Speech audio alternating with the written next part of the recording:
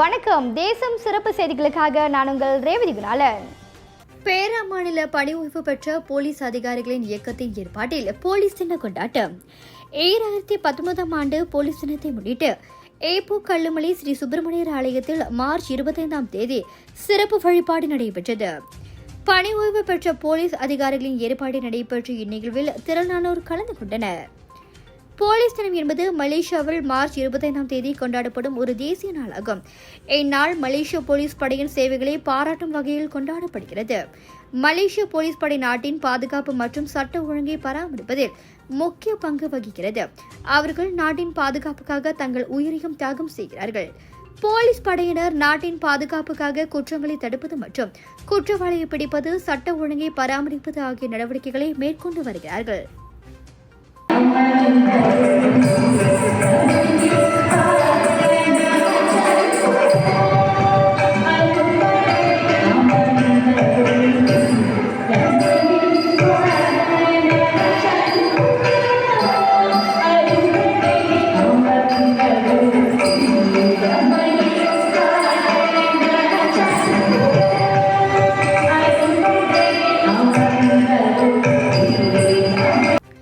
நாட்டின் பாதுகாப்புக்காக உழைத்து பணி ஓய்வு பெற்ற பின்னர் அவர்கள் தொடர்ந்து சமூக பணியை ஆற்றிட பேராவில் தொடங்கப்பட்ட பணி ஓய்வு பெற்ற போலீஸ் அதிகாரிகளின் இயக்கம் நடத்திய வழிபாடு நிகழ்வில் கோலகங்சர் மாவட்ட போலீஸ் நிலையத்தின் நடப்பு துணை போலீஸ் ஆணையர் சலன்நாதன் சிறப்பு வருகை புரிந்தார்.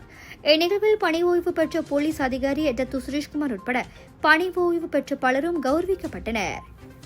இந்நிகழ்வில் பேசிய அவர், போலீஸ் அதிகாரிகளின் சங்க தலைவர் புவனேஸ்வரன் கணேசன், இச்சங்கம் போலீஸ் துறைகள் பணி ஓய்வு பெற்ற காவல்துறை அதிகாரிகளுக்கு சமூக உதவிகள் மட்டும் செய்யவில்லை, மாறாக வசதி குறைந்த இந்திய மாணவர்களுக்கு உதவிகளை செய்து வருவதாக கூறினார்.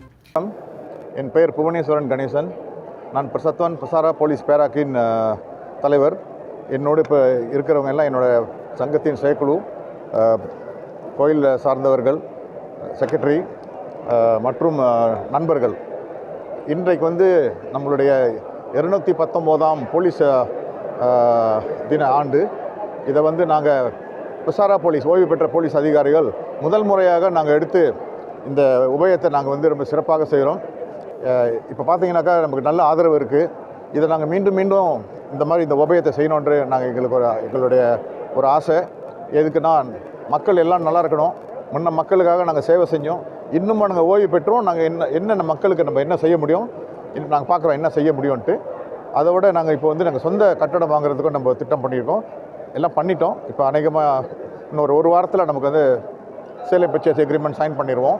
அடுத்த வருஷம் நாங்கள் 2 பேரும் கலந்து ஓய்வு பெற்றவர்களும் சேவையில் இருக்கிறவர்களும் சேர்ந்து இந்த விழா, எங்களுடைய விழா, இது போலீஸ் டேனா எங்களுடைய விழா இன்னும் சிறப்பாக செய்கிறதுக்கு நாங்கள் முயற்சி எடுப்போம். மேலும் பேசிய அவர், இவ்வாண்டு பேரா மாநில ஓய்வு பெற்ற போலீஸ் அதிகாரிகள் சங்கத்திற்கு சொந்த கட்டடம் வாங்கும் முயற்சிகளை மேற்கொண்டுள்ளதாக தெரிவித்தார். போன வருஷம் ஸ்கூலுக்கு 120 ஸ்கூலுக்கு 500 பிள்ளைங்களுக்கு பள்ளி சீருடை ஃபுல்லாக கொடுத்தோம். ஏறக்குறைய ஒரு 50,000 வெள்ளி செலவு எங்களுக்கு. இந்த வருஷம் ரொம்ப இல்லை, ரொம்ப குறைவாக செஞ்சோம் இந்த வருஷம். மேபி அடுத்த வருஷம் நாங்கள் இன்னும் சிறப்பாக செய்கிறதுக்கு நாங்கள் முயற்சி எடுப்போம். இந்த தடவை ஏன்னாக்கா நம்ம சொந்த பில்டிங் வாங்க போகிறதுனால அதை நாங்கள் எங்களோட ஃபைனான்ஸ் எல்லாம் நாங்கள் அதில் நோக்கி எங்கெங்கே மிச்சம் பண்ண முடியுமோ மிச்சம் பண்ணி ஏன்னா அந்த பில்டிங்கை நாங்கள் கேஷாக வாங்கணும். பில்டிங்கோட வேலை ஏறக்குறைய ஒரு 3 லட்சம் வெள்ளி வருது.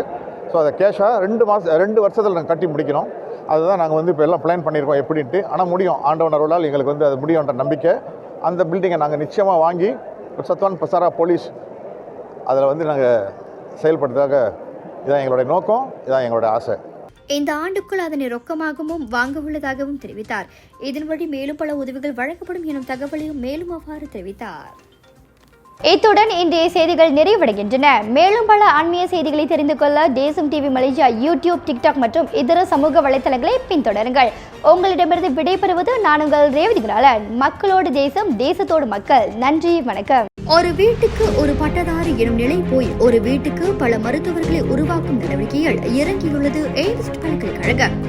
இந்திய மாணவர்களின் எதிர்காலத்திற்கு அடித்தளம் அமைக்கும் எய்ம்ஸ் பல்கலைக்கழகம் MIED வழி மாணவர்களின் பொருளாதார பிரச்சனையை கல்வி உபகார சம்பளம், கல்வி கடனுதவி மூலம் தீர்த்து வைக்கிறது. எய்ம்ஸ் பல்கலைக்கழகம் தரத்தில் உயர்ந்தது, போதனைகள் சிறந்தது, மாணவர்களுக்கு நிலையானது. இன்றைய நாடுகள் AIST பல்கலைக்கழகம்.